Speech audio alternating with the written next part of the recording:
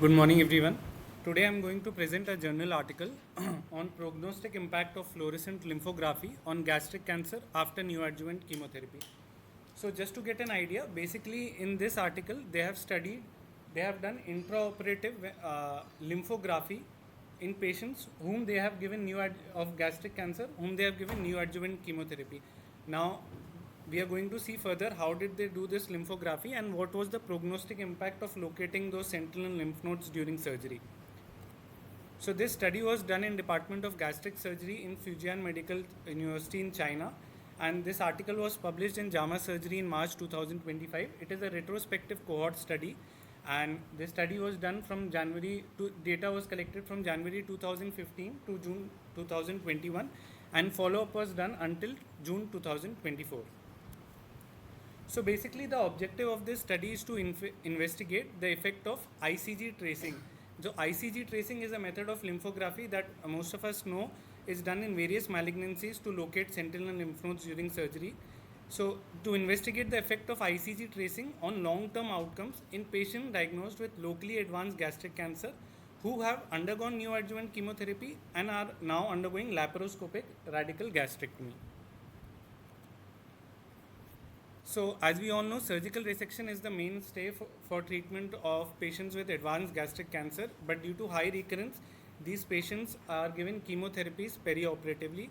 Now, due to these chemotherapy, when we operate, we find that there is tissue edema and fibrosis, there is increased vascular fragility, and there is loss of normal anatomical plane. And because of all this, there is technical difficulty in doing lymphadenectomy. So to ease in this lymphadenectomy, there is a technique which is use of indocyanine dye and seeing of this dye intraoperatively by infrared camera. So this is an innovative intraoperative technique, and as we all know, this is used to locate sentinel lymph nodes in various malignancies like breast, CA cervix, etc. So the authors of this trial have already proved in two papers, that is Fuses 12 and Fuses 20, that use of ICG and infrared camera increases the number of lymph node yield in gastric cancer while operating, and also they have proved that they have done a different study in a similar kind in patients who have not received neoadjuvant chemo, and in that they found that there was improved survival. So basically they have already proven that there is increased number of lymph node yield, there is improved survival in patients of gastric cancer who have not undergone chemotherapy. This paper will focus on patients who are locally advanced and have undergone chemotherapy. So this is just a pictorial presentation. Intraoperatively laparoscopically, indocyanine dye is given subserosally, and then under infrared camera you see the sentinel lymph nodes while operating. As you can see in the lowermost picture in the right. So while removing the lymphadenectomy, it's not that we'll remove only sentinel lymph nodes. We'll do a regular lymph node dissection, but this will help us so that we don't miss out on the sentinel lymph nodes. So mind it, all the lymph nodes will be removed, but these lymph nodes specially will be focused on. So I had put a video, but unfortunately we are not able to play it. So you can see intraoperatively they can see lymph nodes like this. So you do routine lymphadenectomy and also remove these lymph nodes. So methods, the data was collected from 3 Chinese medical centers retrospectively, as I already told, from January 2015 to June 2021. All patients were locally advanced gastric cancer who underwent laparoscopic gastrectomy after neoadjuvant chemotherapy. Now coming on to inclusion and exclusion criteria. So all gastric patients with gastric cancer, pathology should be gastric adenocarcinoma, age should be between 18 to 80 years, all should be locally advanced, that is T2, T3 either node positive or T4 whether node positive or node negative, and all should be from the anesthesiologist point of view ASA 1 to 3. Now exclusion criteria are if they have concurrent neoplasm, history of any other cancer treatment, distant metastasis, previous gastric surgery which will affect the lymphatic system, R1, R2 resection, post-operative death within 1 month, or the patient lost to follow-up. So all the patients were given 2 or more cycles of neoadjuvant chemotherapy based on fluorouracil. All patients underwent laparoscopic radical gastrectomy with D2 lymphadenectomy, and this was performed within 2 to 4 weeks of completing neoadjuvant chemo. So basically, D2 lymphadenectomy includes perigastric lymph nodes, which you can see in blue, lymph nodes along left gastric, common hepatic, and proximal splenic, along with, which is in orange in the first picture, along with uh, common hepatic lymph nodes along common hepatic artery and distal splenic, which are marked in red, 12A and 11D. So this is called as D2 lymphadenectomy. And then all patients receive post-op adjuvant chemo, and with a standardized method which was taught across all the institutes, laparoscopic subserosal ICG was given. Now, outcome measurement, their primary endpoint was 3-year survival outcome, which they measured as overall survival and recurrence-free survival. So, overall survival was calculated from interval from surgery to last follow-up or death. Recurrence-free survival was calculated interval from the date of surgery to recurrence, death, or loss to follow-up. And their secondary endpoint was number of lymph node harvested and recurrence pattern. Now, to ensure that both the groups, that is ICG and non-ICG, were equal, two different adjustment methods were used. So, so first was the propensity score matching, and second was the overlap weighting method. Just an overview. So basically, propensity score matching, what does it do is, if there are two groups, it will only match similar kind of people. So people who do not match amongst each other are ignored in propensity score matching. But so some people, when we do propensity score matching, some people are not included in the analysis. So overlap weighting method is a better method in which all the people are included in the analysis, and therefore main analysis was done by this method.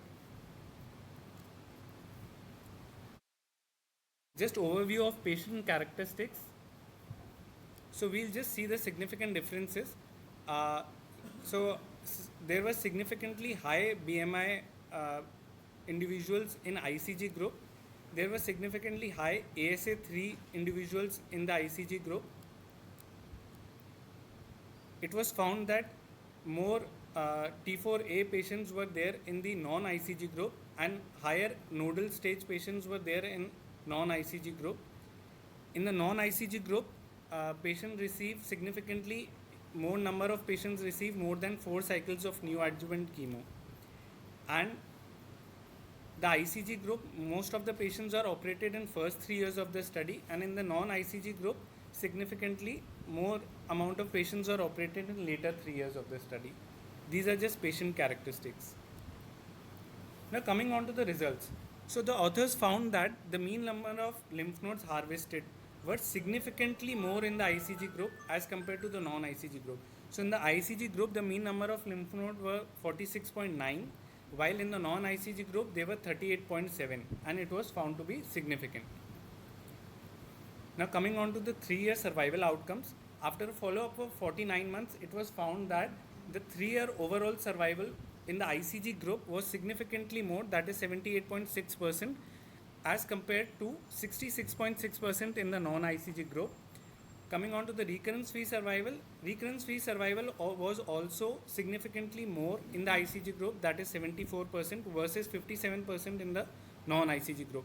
So it was found that significantly ICG group had better overall survival and recurrence-free survival. So these are the survival curves.